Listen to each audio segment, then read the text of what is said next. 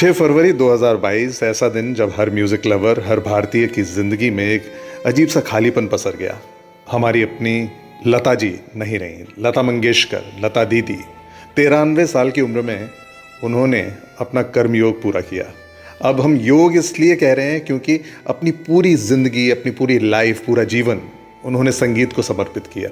जिंदगी के लगभग 80 सालों तक अपनी लाइफ को म्यूजिक को डेडिकेट करना, 22 से ज़्यादा भारतीय भाषाओं में गाना, 40,000 से ऊपर गाने गाना और जीवन भर बिना रुके, बिना थके काम करते रहना, ये थी लता मंगेशकर। या कहना चाहिए ये हैं लता मंगेशकर। जिंदगी प्यार का गीत है, इसे हर दिल को गाना पड़ेगा। अपने आप में लता जी सिर्फ एक सिंगर, एक गायिका नहीं थी, बल्कि कहना चाहिए एक योगी थी। लेजेंड्स, कलाकार होते आए हैं और होते रहेंगे, पर लता जी उन सब से बिल्कुल अलग थी।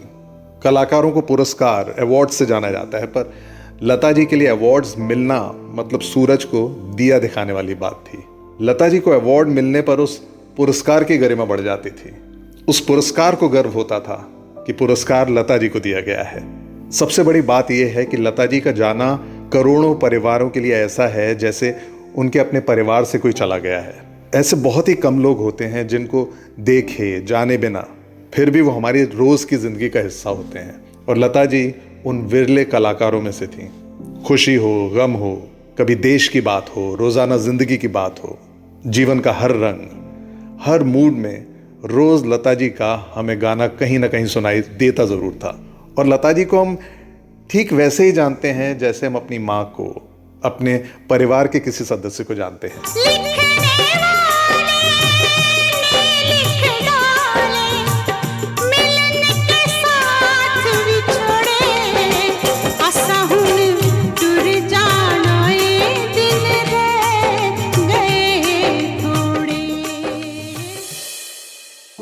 हमारे जीवन में हम कितने लोगों के जीवन और दिलों को छूते हैं। सक्सेसफुल, सफल और अच्छी जिंदगी का सबसे बड़ा मापदंड यही है। लता जी हमारी जिंदगी में ठीक ऐसी ही हैं और आने वाले कई 100 सालों तक हमारी जिंदगी का ऐसे ही हिस्सा बनी रहेंगी। लता जी की लाइफ, उनकी जीवन यात्रा में बहुत सी ऐसी चीजें हैं जो लोग जानते हैं।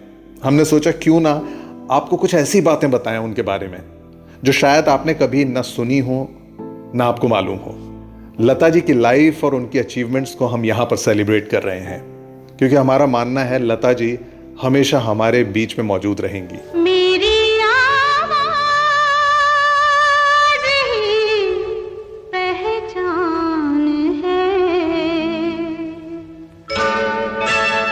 गर याद रहे। तो चलिए सबसे पहले इंटरेस्टिंग बात आपको बताते हैं जो कम लोगों को मालूम है। आपको शायद मालूम ना हो, लता जी का असली नाम बचपन में लता नहीं बल्कि हेमा था। बिल्कुल ठीक सुना आपने।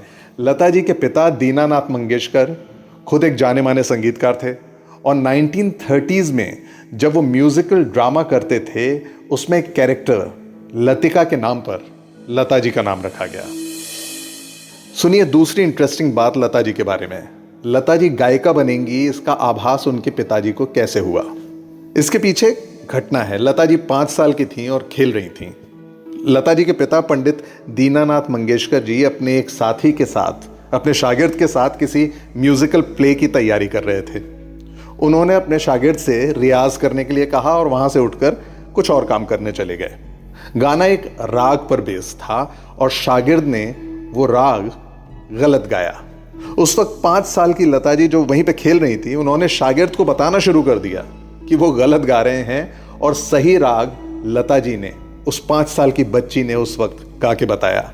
उनके पिताजी जब वहां आए और उन्होंने लता जी को ये करते देखा, राग गाते देखा, तो उन्हें उसी वक्त समझ आ गया कि उनकी बेटी कोई ऑर्डिनरी लड़की नहीं है। लता जी के बारे में एक और दिलचस्प बात है। इस बात से पता चलता है कि लता जी बचपन से ही अपनी उम्र से कहीं ज्यादा समझदार और मैच्योर थी। लता जी ने अपने पिता के अलावा उस्ताद अमानत अली खान साहब से म्यूजिक की शिक्षा ली, लेकिन जब लता जी तकरीबन 11-12 साल की थी तब उनके पिताजी का देहांत हो गया।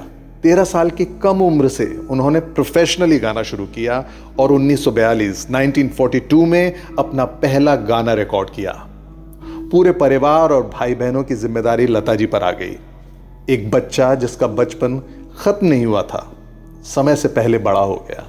अपने एक इंटरव्यू में लता जी ने कहा भी था कि उन्हें मालूम ही नहीं हुआ कि बचपन होता क्या है। क्या आप जानते हैं कि लता जी न सिर्फ गायिका थीं, बल्कि उन्होंने अपनी शुरुआत बतौर एक्ट्रेस की। तकरीबन 1948 तक उन्होंने 8 फिल्म्स में बतौर एक्ट्रेस काम किया। एज अ सिंगर भी उन्हें अपने करियर की शुरुआत में काफी स्ट्रगल करना पड़ा। वजह यह थी कि उस दौर की top female singers Noor Jahan, Shamshad Begum की आवाज का टेक्सचर अलग और भारी था। लता जी को यह कहा जाता था कि उनकी आवाज बेहद पतली है। संघर्ष के इन दिनों में 1949 की उनकी फिल्म महल का गाना आएगा आने वाला ने लता जी को पॉपुलैरिटी चार्ट्स पर टॉप पर पहुंचा दिया और वो ओवरनाइट स्टार बन गई। आएगा आएगा आएगा आएगा आएगा आने वाला। ये किस्सा शायद किसी को मालूम ना हो। 1962 का एक ऐसा भी किस्सा है जो लोगों को मालूम नहीं है। 1962 में लता जी की अचानक तबीयत खराब रहने लगी। जब ट्रीटमेंट शुरू हुआ तब पता चला कि उन्हें शायद स्लो पॉइजन किया जा रहा है, यानी उन्हें जहर दिया जा रहा था। इस वजह से लता जी तकरीबन 3 महीनों तक गा नहीं पाई। उनका इलाज चलता रहा। बाद में मालूम पड़ा कि उनका कुक, उनका खाना बनाने वाला भी 3 महीने से गायब है और उसने अपनी तनख्वाह भी नहीं ली। क्या ये काम उस नौकर ने खुद किया था या उस नौकर से किसी ने करवाया था, ये बात कभी मालूम नहीं पड़ पाई। इतना जरूर है कि ठीक होने के बाद भी काफी वक्त तक सावधानी के तौर पर, कहते हैं फेमस लिरिसिस्ट और शायर मजरूह सुल्तानपुरी लता जी के घर आते थे और पहले खाना वो चखते थे, देखते थे कि खाना ठीक तो है, उसके बाद लता जी खाना खाया करती थी। हम सेलिब्रेट कर रहे हैं हिंदुस्तान की आवाज, भारत के हर परिवार की सदस्य लता मंगेशकर की लाइफ और उनके एक्स्ट्रॉर्डिनरी वर्क को। अगले एपिसोड में लता जी की जिंदगी और कई अननोन बातें बताएंगे उनकी जिंदगी के बारे में, सिर्फ ईयरशॉट पर। मैं हूं सौरभ आपके साथ। मेरे